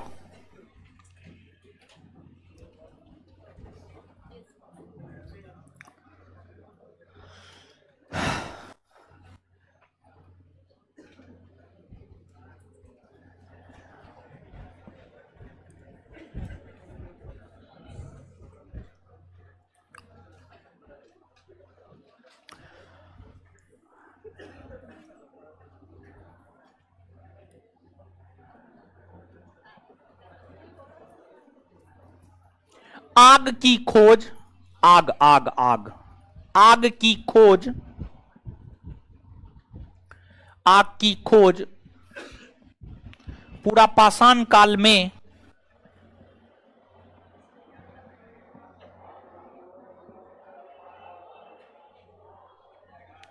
आग की खोज पूरा पाषाण काल में, आग की खोज पूरा पाषाण काल में, आग की खोज पूरा पाषाण काल में, पूरा पाषाण काल में हुआ है।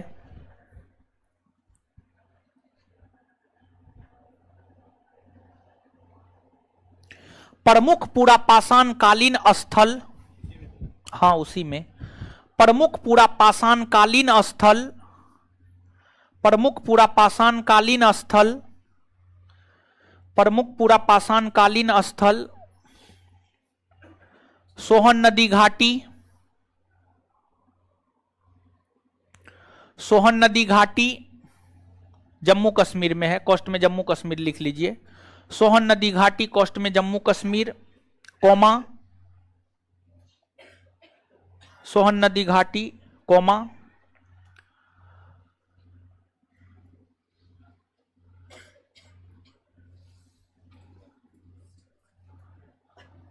नर्मदा नदी घाटी,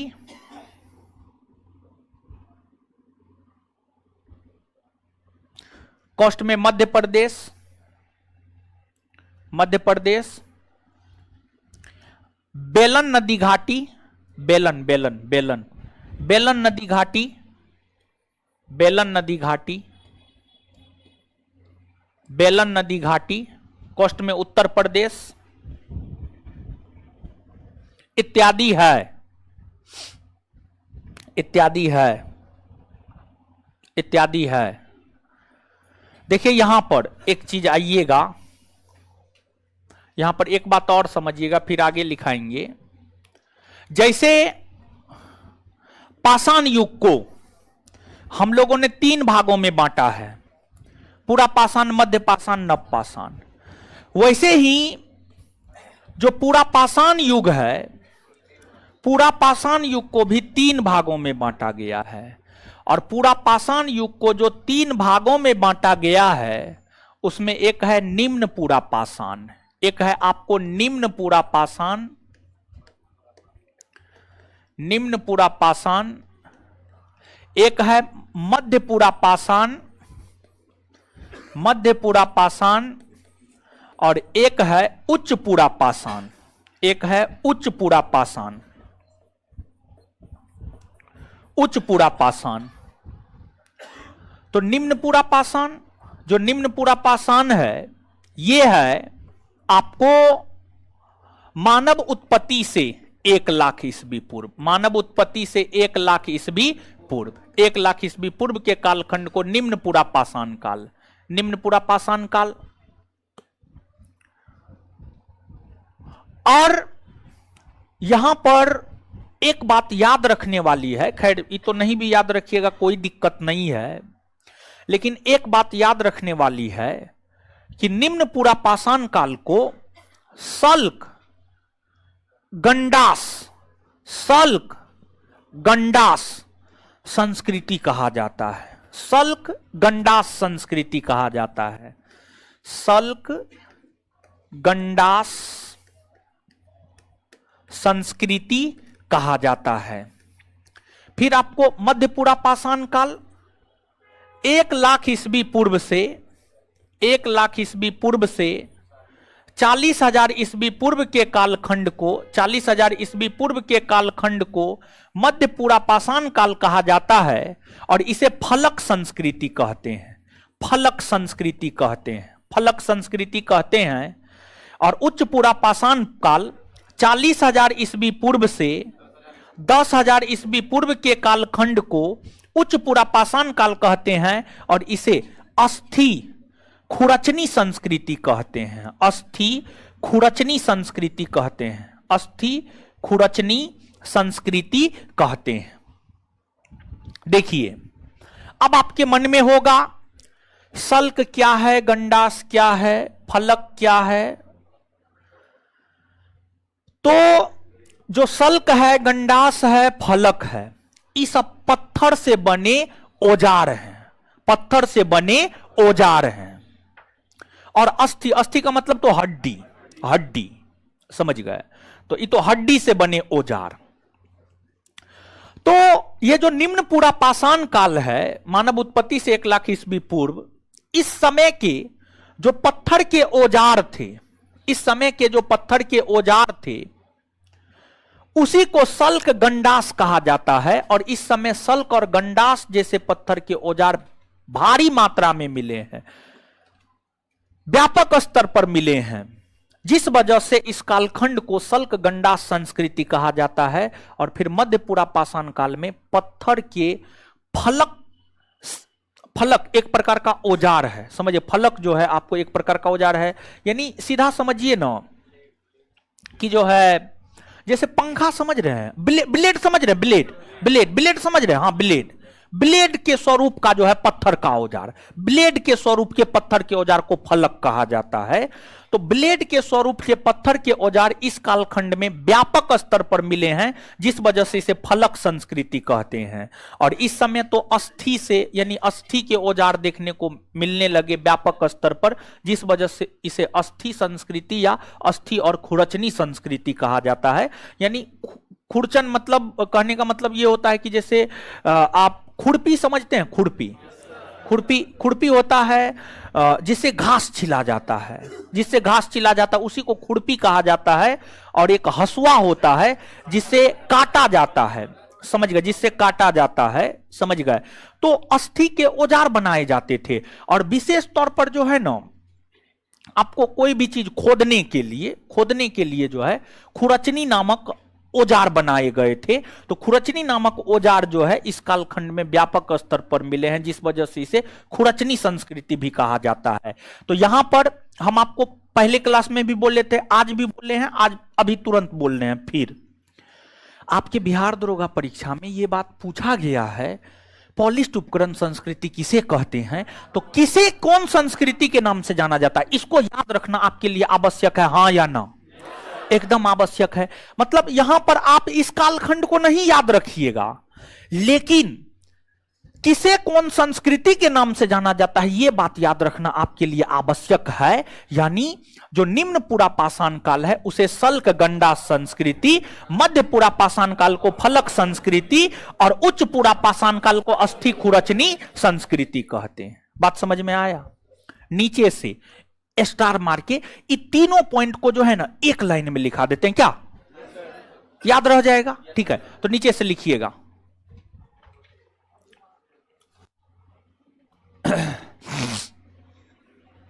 निम्न पुरा पाषाण काल को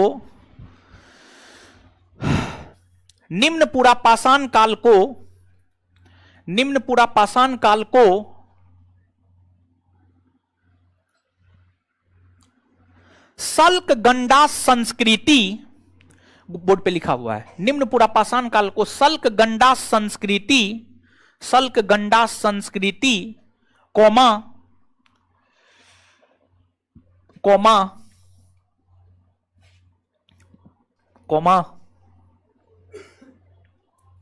मध्य पुरा पाषाण काल को फलक संस्कृति, मध्य पुरा पाषाण काल को फलक संस्कृति, मध्य पुरा पाषाण काल को फलक संस्कृति, मध्य पुरा पाषाण काल को फलक संस्कृति। धनंजय पासवान जी, अगर आप बैच परचेज किए होंगे तब आप जाकर के देखिए, आपका पीडीएफ अनलॉक होगा, वहां से डाउनलोड कर सकते हैं। इस सबको जवाब नहीं देते हैं जी? हाँ, जवाब दीजिए।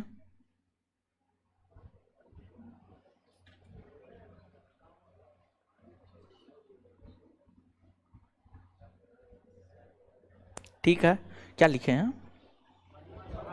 मध्य पुरा पाषाण काल को फलक संस्कृति और उच्च पुरा पाषाण काल को अस्थि खुरचनी संस्कृति कहते हैं। और उच्च पुरा पाषाण काल को अस्थि खुरचनी संस्कृति कहते हैं। और उच्च पुरा पाषाण काल को अस्थि खुरचनी संस्कृति कहते हैं। अस्थि खुरचनी संस्कृति कहते हैं। अस्थि खुरचनी संस्कृति कहते हैं।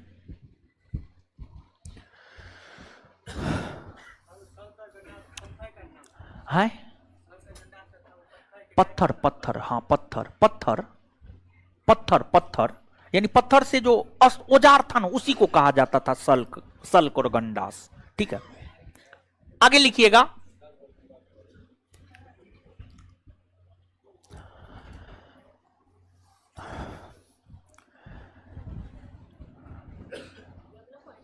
हाँ, अगला पॉइंट लिखिएगा। भारत में पशुपालन का पहला साक्ष्य, भारत में पशुपालन का पहला साक्ष्य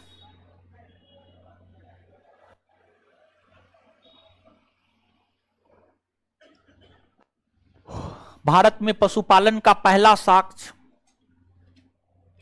मध्य पाषाण युग, मध्य पाषाण युग। राहुल जी हड़प्पा सभ्यता बताएंगे तो वहां पर बताएंगे सभ्यता संस्कृति में क्या अंतर है। राजेश रंजन जी हां, पीडीएफ मिलेगा इस चैप्टर के खत्म होने के बाद।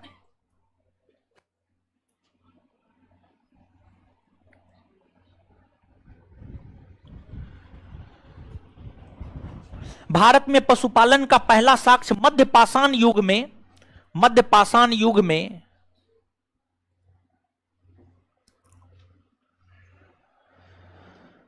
मध्य प्रदेश के आदमगढ़, मध्य प्रदेश के आदमगढ़,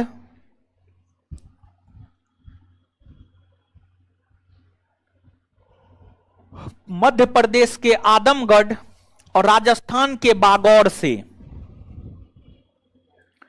और राजस्थान के बागौर से, राजस्थान के बागौर से देखने को मिलता है। राजस्थान के बागौर से देखने को मिलता है, राजस्थान के बागौर से देखने को मिलता है, राजस्थान के बागौर से देखने को मिलता है।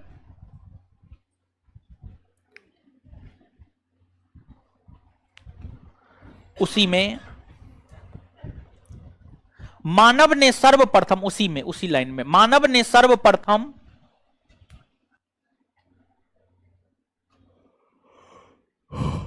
मानव ने सर्वप्रथम कुत्ता को, कुत्ता को, कुत्ता को पालतू बनाया था, कुत्ता को पालतू बनाया था।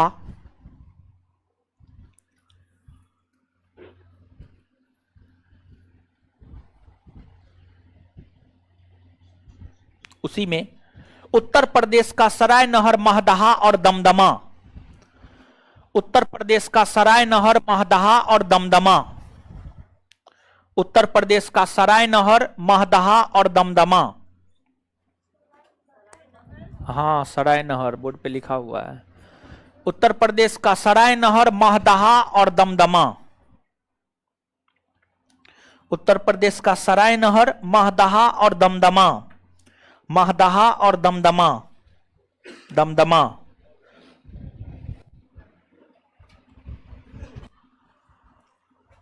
मध्य पाषाण युगीन स्थल है, मध्य पाषाण युगीन स्थल है,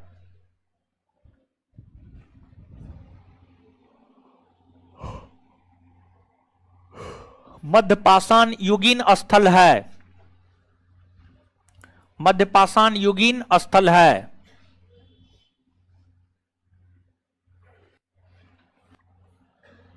चलिए आगे लिखिएगा।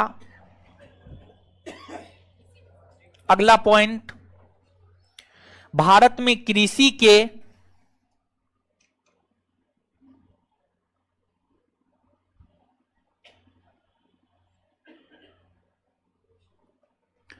भारत में कृषि के, गोलू कुमार आपके परीक्षा से पहले, बिहार दरोगा जो नया नोटिफिकेशन आएगा उसके परीक्षा से पहले,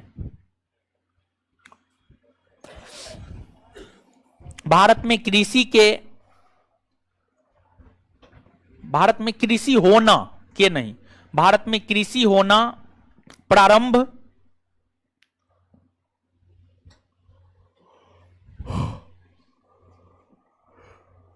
नवपाषाण काल, नवपाषाण काल से हुआ है। भारत में कृषि होना प्रारंभ नवपाषाण काल से हुआ है।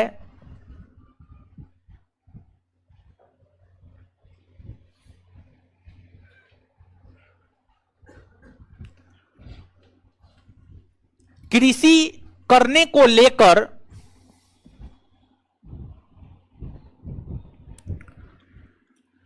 कृषि करने को लेकर मानव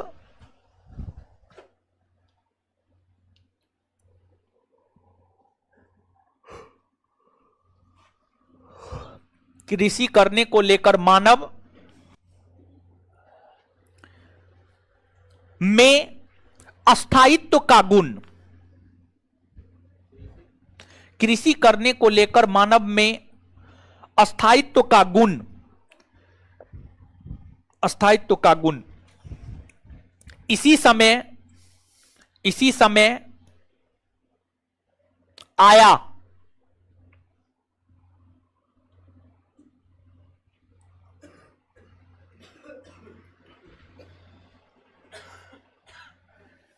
इस कालखंड में ही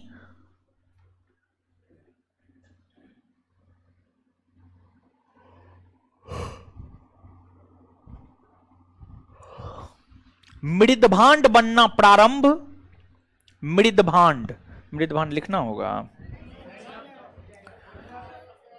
मृदभांड बनना प्रारंभ, इसी कालखंड में मृदभांड बनना प्रारंभ हुआ। मृदभांड बनना प्रारंभ हुआ।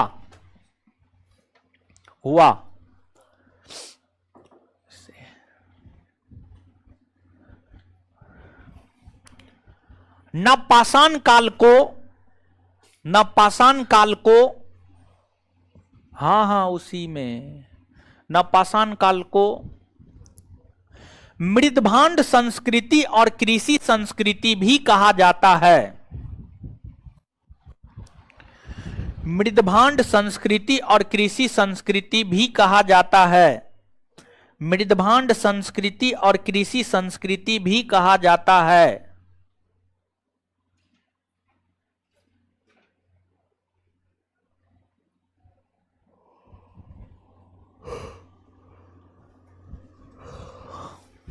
कहा जाता है, फुल स्टॉप। अब नीचे से लिखिएगा। हाँ, अगला पॉइंट, बुर्जहोम कोमा गुपकराल कॉस्ट में जम्मू कश्मीर। बुर्जहोम कोमा गुपकराल सब बोर्ड पे लिखा हुआ है, देख करके छापते जाइए। बुर्जहोम कोमा गुपकराल कॉस्ट में जम्मू कश्मीर, ये दोनों जम्मू कश्मीर में है, दोनों जम्मू कश्मीर में है। कोमा चिरांद बिहार में है, चिरांद कोमा अतिरंपकम तमिलनाडु में है, कोमा अतिरंपकम तमिलनाडु में है।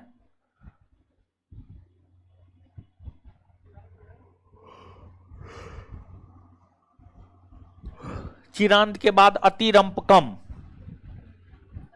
तमिलनाडु में है, तमिलनाडु में है। आगे मेहरगढ़ पाकिस्तान के बलूचिस्तान में है। मेहरगढ़ पाकिस्तान के बलूचिस्तान में है। मेहरगढ़ पाकिस्तान के बलूचिस्तान में है। मेहरगढ़। कोल्डी हवा और लोहरादेव उत्तर प्रदेश, दोनों कोल्डी हवा और लोहरादेव दोनों उत्तर प्रदेश में है।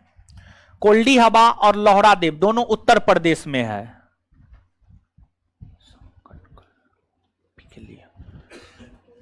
कोल्डी हवा और लोहरादेव दोनों उत्तर प्रदेश में है, दोनों उत्तर प्रदेश में है। और लिखिए, और एक आध को लिखिए। संगन कल्लू पिकली हॉल, ठीक है। संगन कल्लू ई भी कर्नाटक में है और पिकली हल भी कर्नाटक में। संगन कल्लू भी कर्नाटक में, पिकली हल भी कर्नाटक में। तो संगन कल्लू पिकली हॉल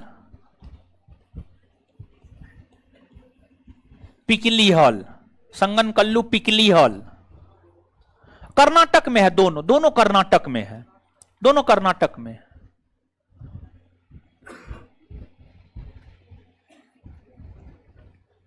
इत्यादि इतना सफिशिएंट है, बहुत हो गया, ठीक है। हमको लगता है ठीक है।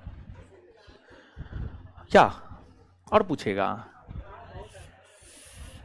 है तो बहुत, लेकिन थोड़ा परीक्षा के अकॉर्डिंग ना काम करना होता है। अच्छा, एक बार बिहार दरोगा में तो नहीं पूछा है, लेकिन फिर भी इतना तो याद रखिए, ठीक है। इत्यादि नवपाषाणकालीन स्थल है।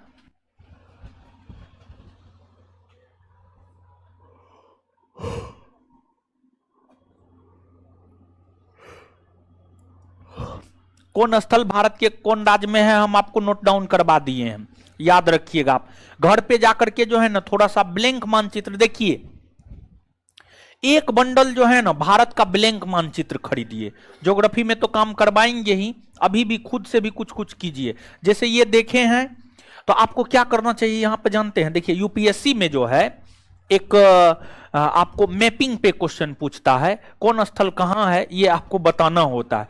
प्रीलिम्स में भी पूछता है, मेंस में भी पूछता है। तो बहुत सारे नवपाषाणकालीन स्थल है। आपके परीक्षा में तो मैप दे करके नहीं पूछेगा, सीधा दे देगा संगनकल्लू भारत के संगनकल्लू नामक नवपाषाणिक स्थल भारत के किस राज्य में है, पिकलीहल भारत के किस राज्य में है। ठीक है, तो इसको थोड़ा जाकर के रूम पे मैपिंग कर लीजिएगा ना, तो याद रहने का चांस इसका थोड़ा ज्यादा हो जाता है, समझ गए। तो अब नीचे से अगला पॉइंट लिखिएगा।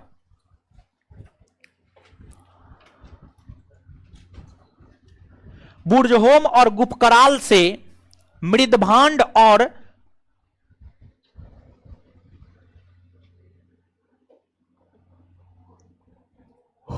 बुर्जहोम और गुपकराल से बुर्जहोम और गुपकराल से बुर्जहोम और गुपकराल से मृदभांड और गर्तावास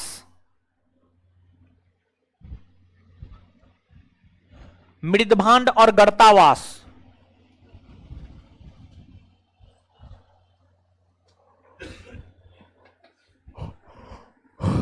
मृदभांड और गर्तावास के प्रमाण मिले हैं। मृदभांड और गर्तावास के प्रमाण मिले हैं।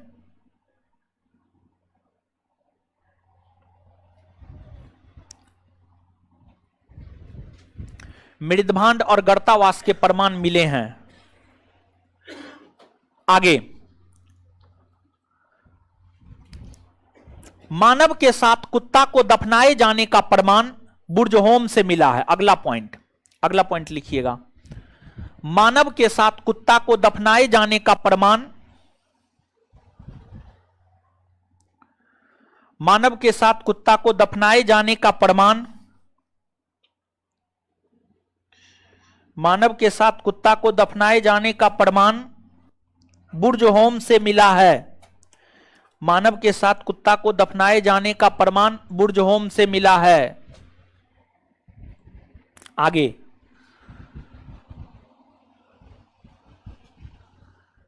बिहार के सारण के चिरांद से अगला पॉइंट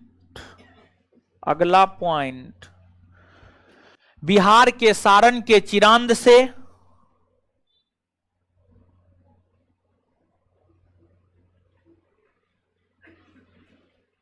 ऑफलाइन में फिर से काहे पढ़ाएंगे, हमको पागल कुत्ता काटा है का?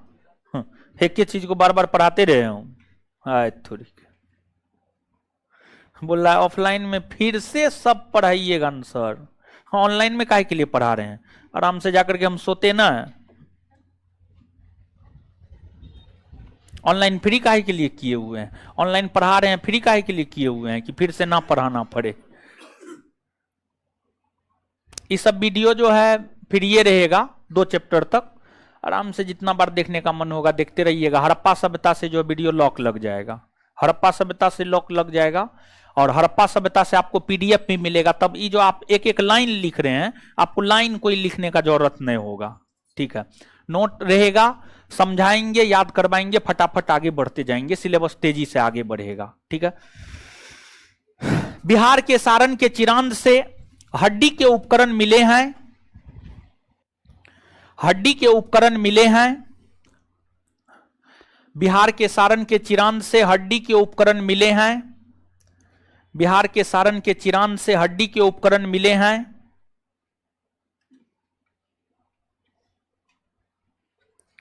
हड्डी के उपकरण मिले हैं। यह उपकरण हिरण के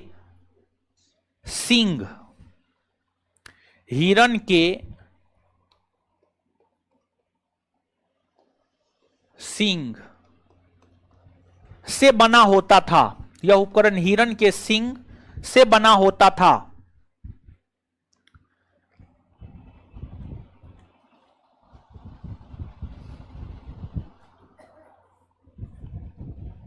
से बना होता था। आगे अगला पॉइंट लिखिएगा। मानव ने सर्वप्रथम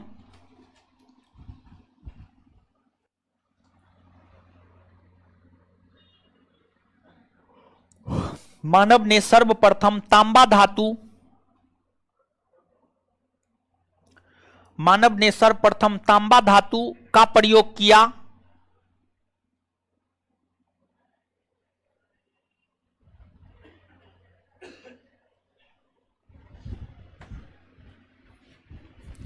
मानव ने सर्वप्रथम तांबा धातु का प्रयोग किया। तांबा से फुल स्टॉप। तांबा से उसी में कंटिन्यू, उसी लाइन में कंटिन्यू। तांबा से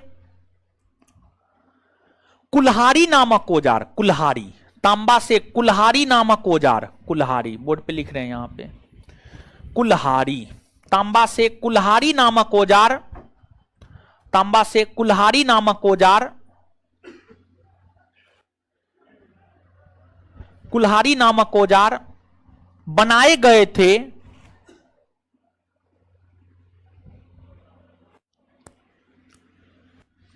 इस औजार का प्रमाण, इस औजार का प्रमाण, इस औजार का प्रमाण तमिलनाडु के अतिरंपकम, इस औजार का प्रमाण तमिलनाडु के अतिरंपकम, इस औजार का प्रमाण तमिलनाडु के अतिरंपकम से मिला है। इस औजार का प्रमाण तमिलनाडु के अतिरंपकम से मिला है।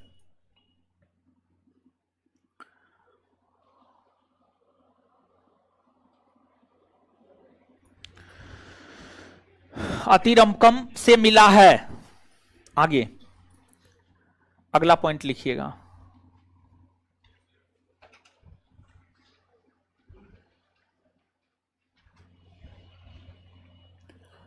मेहरगढ़ से, अगला पॉइंट, मेहरगढ़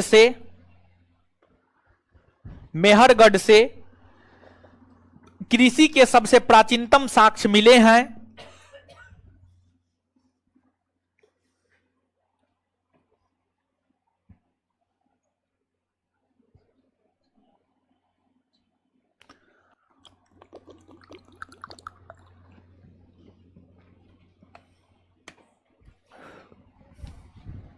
मेहरगढ़ से कृषि के सबसे प्राचीनतम साक्ष्य मिले हैं, सबसे प्राचीनतम साक्ष्य मिले हैं। लेकिन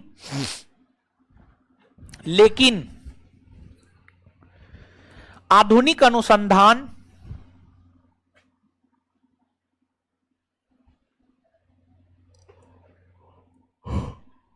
आधुनिक अनुसंधान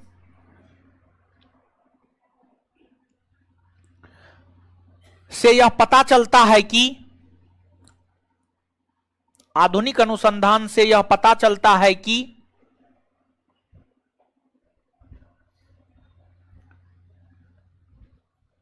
कृषि के सबसे प्राचीनतम साक्ष्य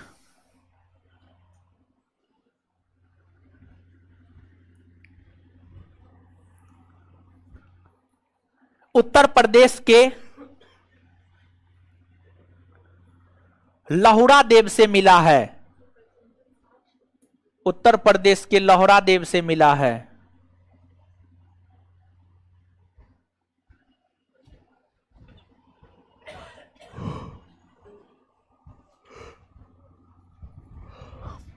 अगला पॉइंट लिखिएगा।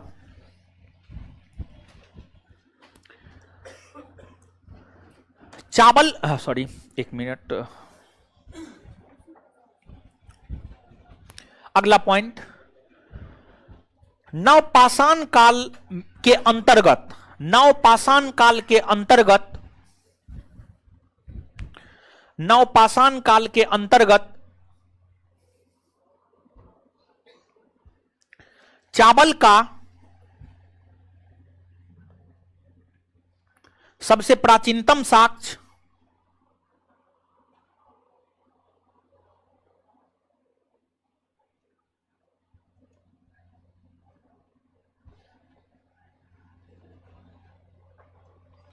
कोल्डी हवा, कोल्डी हवा, कोल्डी हवा से मिला है।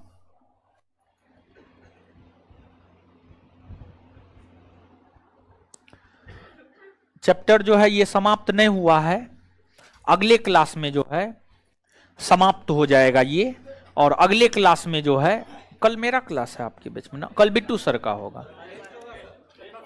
टेस्ट भी, क्लास भी है, टेस्ट भी है, दोनों चीज है। हाँ टेस्ट भी है, ठीक है, क्लास भी है। हाँ बता दे रहे हैं, बता दे रहे हैं, सब चीज बता दे रहे हैं। आइए पहले याद कीजिए। हाँ हाँ क्या करे,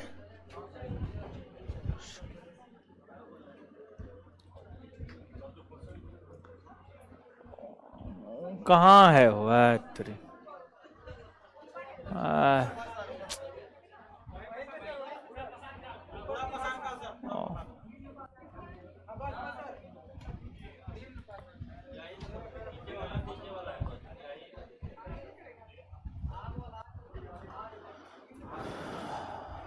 हाँ बोलिए बोलिए ना।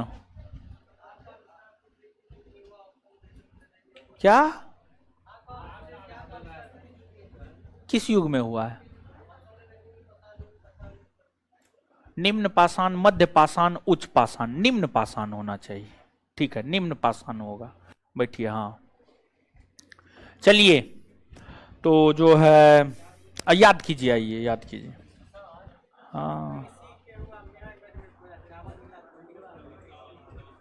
यहाँ पर जो है जौ गेहूं मिला था, जौ गेहूं, ठीक है। मेहरगढ़ में, लोहरादेव में जौ गेहूं मिला था, चावल कोल्डी हवा में, ठीक है।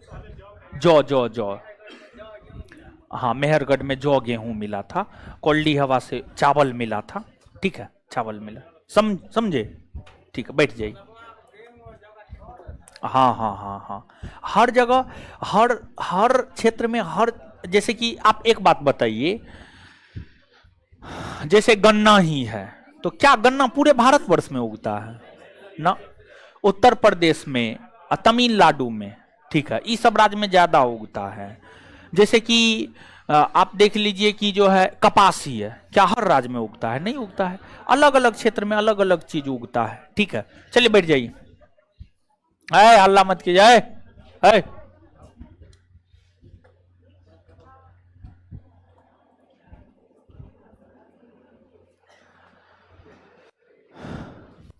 चलिए आइए, तो आग की खोज कौन युग में हुई है? आग की खोज पशुपालन, पशुपालन। मानव ने सबसे पहले किस जानवर को पालतू बना? किसको? कुत्ता को। पशुपालन के साक्ष्य कहां कहां से मिले? आदमगढ़ और, अच्छा, आदमगढ़, बागौर, सरायनहर, महदहा, दमदमा, कौन से काल के स्थल? मध्य पाषाण। आदमगढ़ कहां है? बागौर, सरायनहर, महदहा, दमदमा, कहां? कृषि करना प्रारंभ किस युग में हो? किस युग में? मृतभांड। अस्थायी तौर पर मानव रहना प्रारंभ। बुर्जहोम गुप्तकाल कहां है? चिरांद, अतिरमकम, मेहरगढ़, कोल्डी हवा, लोहरादेव, संगनकल्लू, पिकलीहाल, संगनकल्लू, पिकलीहाल, गर्ताबास और मृतभांड के प्रमाण कहां से मिले? गर्ताबास और मृतभांड। मानव के साथ कुत्ता को दफनाए जाने का मानव के साथ कुत्ता को दफनाए जाने का। हड्डी के उपकरण, हड्डी के उपकरण। मानव ने सर्वप्रथम किस धातु का प्रयोग किया? किसका? तांबा से बने कुल्हाड़ी के प्रमाण कहां से मिले? तांबा से बने कुल्हाड़ी के प्रमाण। कृषि का प्राचीनतम साक्ष्य, इससे भी प्राचीनतम, इससे भी प्राचीनतम, चावल का साक्ष्य, चावल का साक्ष्य। क्लियर है? चलिए